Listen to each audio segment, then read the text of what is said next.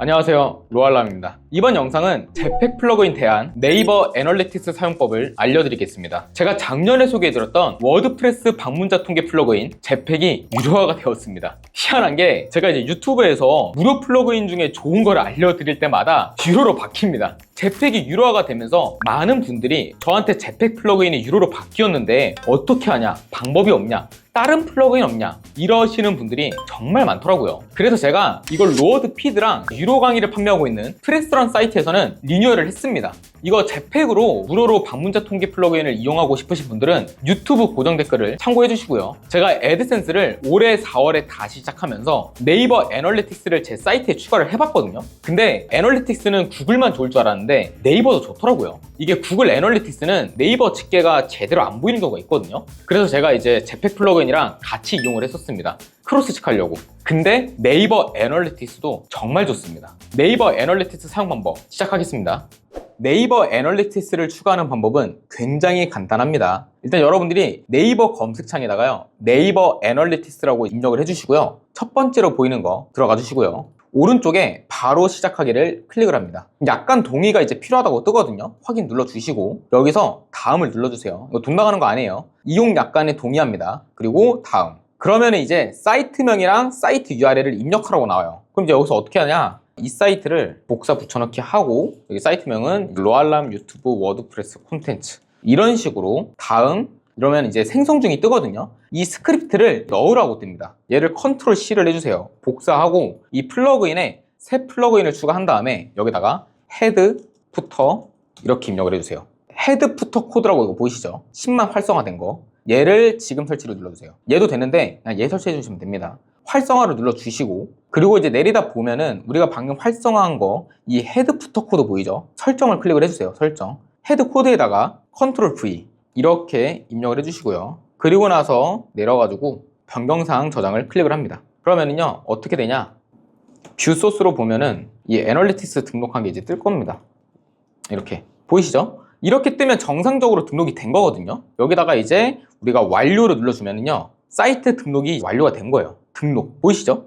이렇게 하면 된 겁니다. 근데 이게 문제가 뭐냐면 등록을 하면은요 오늘 건 안 나옵니다. 이게 하루가 지나야 돼요. 그리고 이전 거도 아예 집계가 안 될 거고요. 왜냐면 우리가 오늘 등록을 했기 때문에 내일부터 통계를 보여주는 겁니다. 이거는 통계는 다 똑같아요. 애널리틱스 어떤 곳이든 다 똑같고 이걸 여러분들한테 제가 방문 분석이나 이런 것들을 보여주고 싶은데 얘를 방금 등록을 했기 때문에 보여줄 수가 없잖아요. 그래서 제가 예전에 등록했던 게임다운 사이트라는 게 있어요. 이거 이제 웨비나 전용으로 운영했던 사이트인데 저는 이거 예전에 등록을 했거든요. 얘 기준을 이제 보여드릴게요. 최근 1위를 보면은요 어제 제가 이제 방문자 수가 290명이었고 방문자 수 301명, 페이지 뷰 397명. 페이지 뷰랑 방문자 수는 다른 겁니다. 페이지 뷰는 우리가 이렇게 이게 페이지 뷰예요. 네이버 애널리틱스를 검색을 했는데 우리가 여기서 analytics.naver.com이 내 블로그라고 칠게요. 이렇게 클릭을 하면 방문자가 되고 클릭을 안 하고 여기서 냅두면은 페이지 뷰가 됩니다. 근데 이게 여러분들한테 복잡할 수도 있으니까 그냥 방문자 수만 보면 돼요. 방문자 수. 이해하셨죠?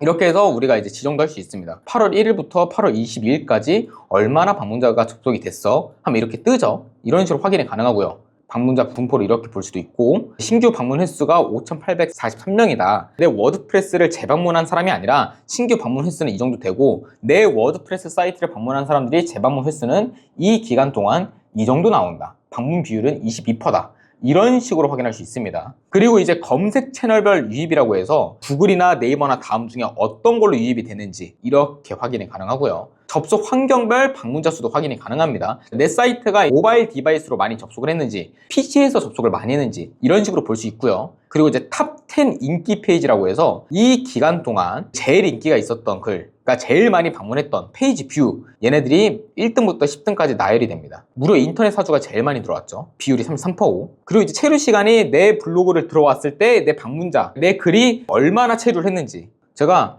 여기서 한 5초 정도 머물렀어요. 그리고 제가 껐어요. 그러면은 이 평균 체류 시간이 5초로 나옵니다. 이해하셨죠? 그래서 이 글 같은 경우는 평균적으로 19초 정도 사람들이 머물렀다 이렇게 보시면 됩니다. 체류 시간은 이 뜻이에요. 그리고 이제 유입 검색어가 나오죠. 저 같은 경우는 검색어 없음이 87%인데 이거는 왜 그러냐면 제가 이 블로그는 외부 유입을 잡았습니다. 그러니까 이건 자연 검색 유입보다 외부 유입을 잡았기 때문에 검색어 없음으로 뜨는 게 맞아요. 그리고 이 대시보드 이렇게 해가지고 페이지 뷰랑 요일별, 방문자 체류 시간, 깊이 이렇게 볼 수 있는데 사실 이런 건 안 봐요. 이런 건 잘 안 보고 방문 현황 이런 식으로 확인할 수 있고요. 이거는 좀 보겠죠. 왜냐하면 일자별 이렇게 나오니까 예쁘게 이렇게 여러분들 볼 수 있고, 그러면 내가 전일 대비 이렇게 방문자 수가 감소했구나 이런 식으로 확인할 수 있는 겁니다. 그리고 이제 유입 분석의 전체 유입 현황, 이거는 이제 베타인데 이게 뭐냐면 다이렉트로 들어왔는지, 이 다이렉트는 뭐냐면요, 외부입이에요. 그러니까 외부입으로 접속이 됐으면 다이렉트라고 뜨고요, 아니면 내 워드프레스 블로그를 이런 식으로 URL에 입력을 하면은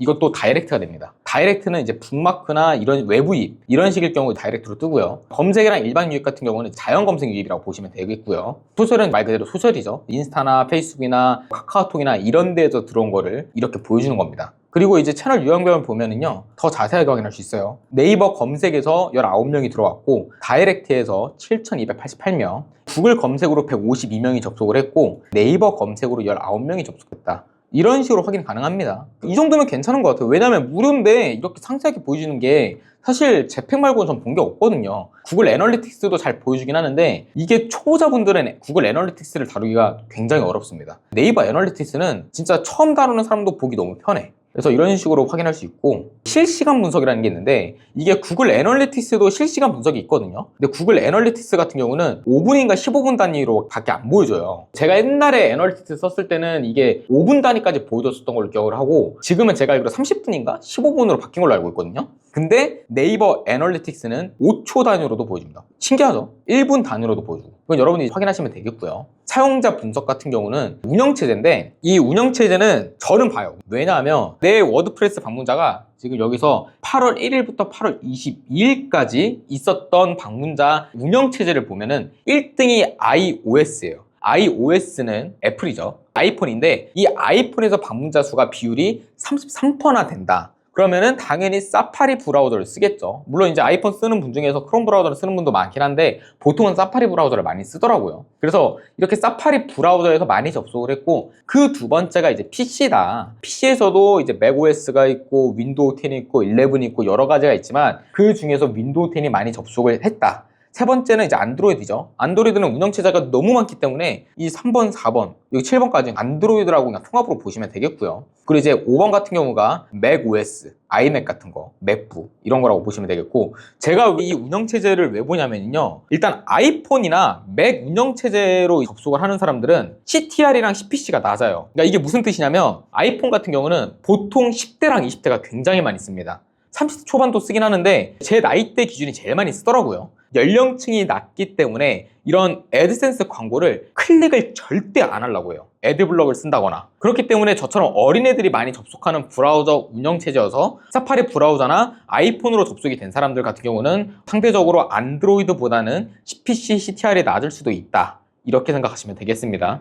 이해하셨죠? 뭐 화면 해상도 이런 거 있는데 이런 건 여러분들 볼 필요가 없습니다. 애널리틱스는 지금 제가 방금 말한 기준 딱 그 정도만 보시면 되겠고, 페이지 분석에 인기 페이지를 들어가면은 아까 전에 제가 말씀드렸던 거긴 한데 이렇게 자세하게 확인할 수 있습니다. 내가 이 기간 동안 제일 많이 접속한 인기 있는 페이지가 얘구나, 이런 식으로 확인할 수 있어요. 이게 제팩에서는 이거를 이렇게까지 다 안 보여줍니다. 그래서 제가 플러그인 같은 경우는 제팩을 쓰고 애널리틱스는 무조건 하나는 설치를 합니다. 이렇게 크로스 체크를 해요. 여러분들도 이제 앞으로 워드프레스나 티스토리 이런 거 블로그를 운영하실 때 이 네이버 애널리틱스 무료니까 써도 괜찮으니까 이렇게 한번 추천을 드렸습니다. 그리고 마지막으로 그것도 있어요. 이게 애드센스를 운영하다 보면은 진짜 간혹 가다가 무료 트래픽을 당하는 경우가 있거든요. 무료 트래픽으로 정지당하시는 분들은 이 스택 카운터를 이용해도 괜찮아요. 저는 이거 일부 사용하는 데가 있거든요. 워드프레스 제가 이제 운영하는 게 너무 많은데 저는 이 스택 카운터를 왜 쓰냐면, 저 이거 뭐 레퍼럴 이런 거 없습니다. 있으면 좋겠다. 이게 왜 좋냐면 이 IP랑 이런 게 나옵니다. 그러니까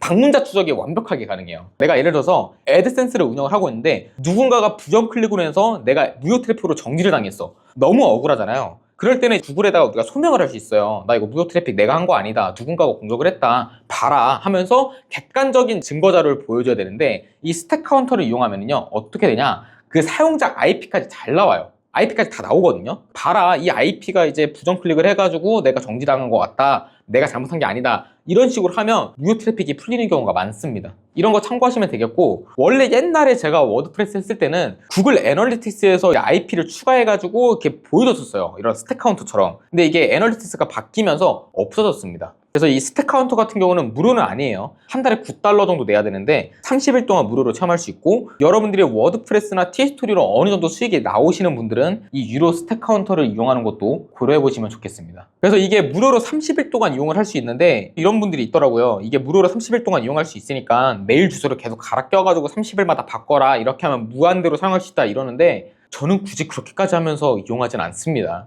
그냥 $9 내고 팔지. 네, 이번 편은 여기까지입니다. 고생 많으셨습니다.